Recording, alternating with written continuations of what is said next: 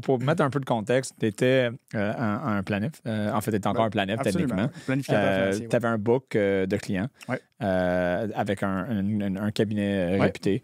Et puis, tu as fait un changement. Tu as décidé de vendre ta clientèle et de te lancer la compagnie Altic, qui est ta compagnie de conseils en ligne, conférences dans l'éducation financière. Oui, exactement. Parle-moi pourquoi, ça c'était un de tes capsules, mais parle-moi pourquoi tu as décidé de faire ce changement-là dans ta vie, mais en général, c'était quoi le cheminement pour cette décision? Bien, ça a été une décision qui a été très réfléchie parce que, on s'entend, j'ai travaillé 10 ans en finance. Puis, on s'entend que quand tu travailles 10 ans en finance et que tu fais les bonnes choses, bien, après 10 ans, je veux dire, le pire est fait. T'sais. Fait que j'imagine que tu sais ce que je veux dire par là. Puis, fait qu'autrement dit, j'étais vraiment rendu à l'étape où j'étais dans un gros bateau de croisière. Puis tout ce que j'avais à faire, c'était peser sur le pilote automatique, puis servir mes clients, bien m'en occuper. Puis je faisais ça très bien. Aller chercher des nouveaux clients, tout ça, ça n'a jamais été un problème pour moi.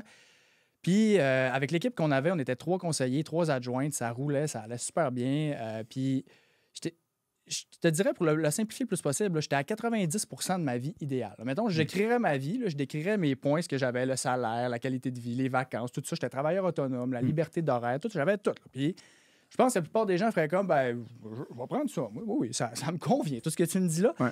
Puis, j'avais tout ça, puis malgré ça, j'étais comme, il manque de quoi? Le petit 10 % là, c'est comme le sentiment d'impact, qui est comme essayer de contribuer à quelque chose de plus grand que moi, puis aussi la liberté totale de pouvoir faire, mettons, ce que je veux en termes de contenu puis en termes de cas. Parce que quand tu es dans un cabinet, il faut que tu acceptes que tu es à l'intérieur de, on va dire, c'est l'équivalent, mettons, d'une franchise. Tu étais comme un franchisé, fait qu'il y a des règles à respecter, puis c'est correct. C'est comme ça que ça fonctionne. Ouais. Fait que là, j'avais le choix de dire, soit que je respecte ce choix-là, puis que je fais pas ce que je voudrais faire, en termes de contenu, puis tout ça, puis de marketing, ou soit que je décide de quitter, puis je le fais comme j'aimerais le faire, puis c'est ça qui est arrivé. Parce que je voulais pas avoir de regrets. Puis aussi, l'autre gros point, c'est que, pendant les 15 dernières années, depuis que je travaille, depuis que j'ai 18 ans, que j'applique un petit peu ce que j'enseigne dans Altic. Fait qu'au niveau de mes finances, ça va bien. Fait que je me suis comme bâti quand même une certaine indépendance financière pour un bon bout de temps, ce qui m'a permis de lancer Altic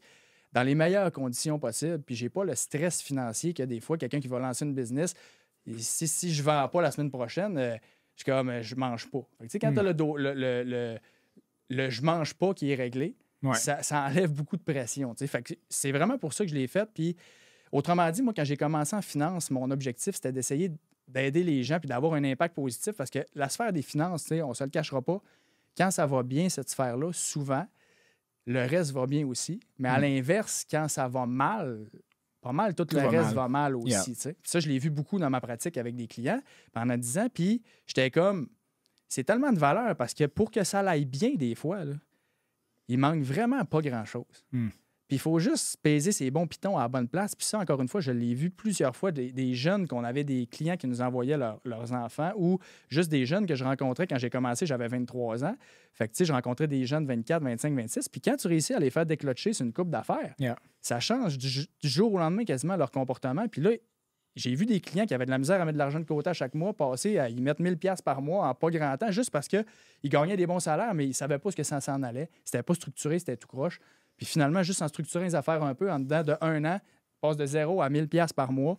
C'est comme, j'en ai eu plein. Fait que là, j'étais comme, OK, si je fais ça, mais avec plus de gens à cause du web et tout ça, c'est comme, je vais pouvoir avoir un impact plus grand. Tandis que dans ma carrière en finance, je vais avoir aidé quoi sur 30 ans, 40 ans, peut-être 1000 personnes. Je veux dire, c'est comme 1000 clients. Je trouvais que c'était pas assez. Je voulais aider plus de monde que ça. Fait que moi, c'était toujours été l'impact qui m'a drivé puis essayer d'avoir un impact positif dans la vie des gens. Ça a toujours été ça, le driver. Fait que là, avec Altic, je trouvais que j'étais rendu là à l'essayer. C'est quand même gros de dire ça parce que tout le monde veut avoir de l'impact. Je te dirais, la plupart des gens ne veulent pas faire rien pour rien. Là. Ça leur répond, mais c'est gros le move. Il y a des entrepreneurs qui nous suivent, puis le confort, je te dirais que c'est quelque chose qui arrête la plupart des êtres humains. Je suis confortable, ça va bien. Si je regarde moi, j'avais étudié, j'avais gradué en actuariat, puis quand j'ai dit à ma mère, je m'en vais travailler dans une hypothèque, puis je repayais commission.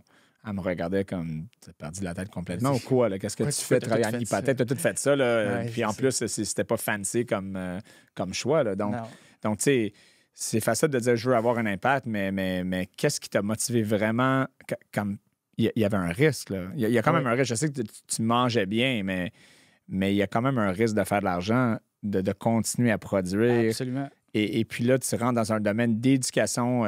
Je m'en vais donner de l'éducation financière. C'est assez vague dans le sens que... Donc, c'était quoi le processus de dire, OK, mais je vais être correct, je me lance. Ton pourquoi était si gros que ça, là? Exact. Oui, c'était vraiment comme je te disais tantôt, c'est que je voulais pas avoir de regrets. T'sais. Puis j'étais comme, parce que on s'entend que là, je pars avec l'éducation financière. OK? Puis là, je te ferai pas mon plan d'affaires, mettons, sur 5 ans.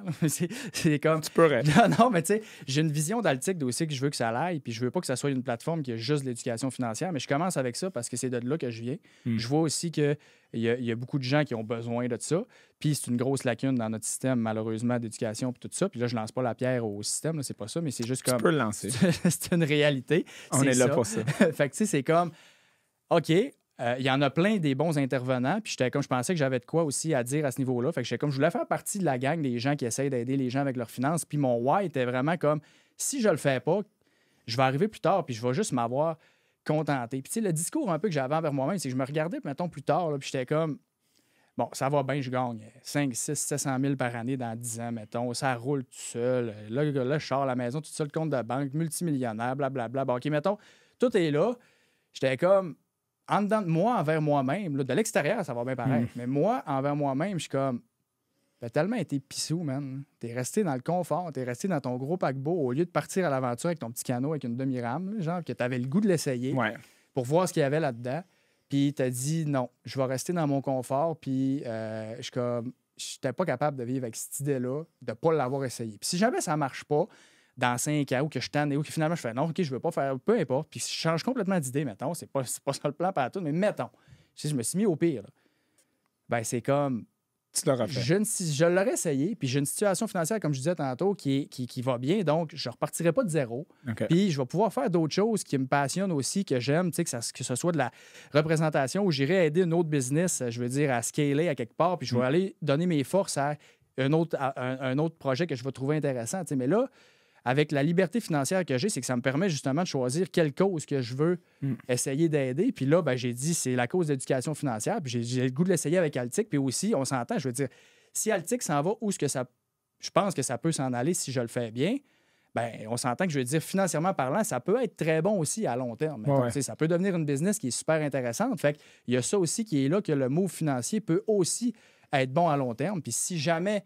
il ne l'est pas, bien, comme je te dis, au moins, je n'aurais pas le regret. Puis le regret de dire « Ah, j'aurais pas dû faire Altic, puis j'aurais dû rester où j'étais dans mon confort, je suis bien calme d'avoir fait ça il est plus facile à porter que le regret de ne pas l'avoir essayé, puis d'être dans mon paquebot, puis juste comme vivre dans « Si, j'aurais dû le faire. »